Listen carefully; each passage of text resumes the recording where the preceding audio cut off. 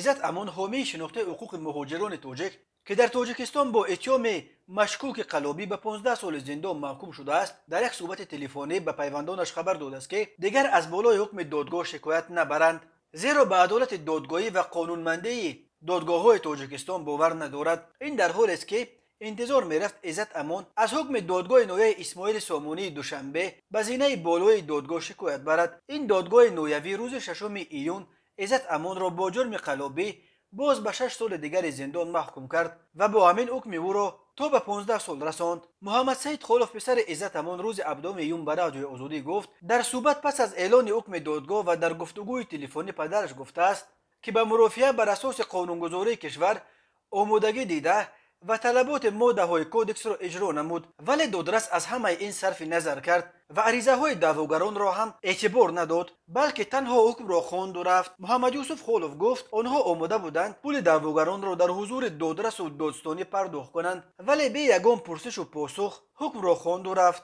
عزت امان به وکیل مدافع و به پیوندانش گفته است حکم اخیر و شیوه مرافعه او را ناامید کرده است. پیوندان عزت امان گفتند آنها نیز از شیوه برخورد دادرس و حکم دادگاه راضی نیستند و ادامه مبارزه با این قانونشکنی‌های مقامات دادگاهی را بیهوده می‌دانند. عزت امان از دادگاه عالی تاجیکستان بازبینی حکم اولش را هم درخواست کرده بود، ولی دادگاه حکم او را به تغییر به جا گذاشت. پسر عزت امان گفت در ملاقات با وکیل مدافع تصمیم گرفتند که دیگر عریضه شکایتی نمی نویسند، زیرا به دادگاه عالی نیز اعتماد ندارند که عادلانه و منصفانه قضیه را بررسی میکند. عزت امان حامی شناخته حقوق مهاجران تاجیک که 48 سال دارد، اول ماه مارت سال گذشته از شهروندی روسیه محروم گردانیده شده، روز 25 مارت سال 2021 به طور مرموز از مسکو غیب زد. روز بعد وزارت کارهای داخلی تاجیکستان اعتراف کرد که عزت امان در دوشنبه بازداشت شده است و به قلابی عیبدار می شود. 19 اکتبر سال 2021 در حالی که انتظار می رفت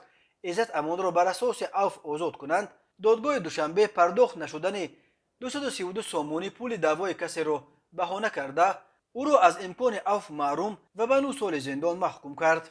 6 ایون سال 2022 دادگاه نویه اسماعیل سامونی بر اساس باز یک دعوای دیگر به حکم عزت امان با 6 سال دیگر افزود و حکم این حامی حقوق مهاجران را به 15 سال رساند. بسیاری ها استرداد از روسیه و اکنون دو حکم عزت امان را سیاسی می شمارند و می گویند اکثر دعواهای قلابی به ضد او تشکیل شده به نظر می رسند. به عقیده منتقدان انتقادهای تند عزت امان از سیاست حکومت کنونی تاجیکستان از جمله در مسئله مهاجرت باعث تعقیب و استرداد و محکوم شدنش به زندان شده است.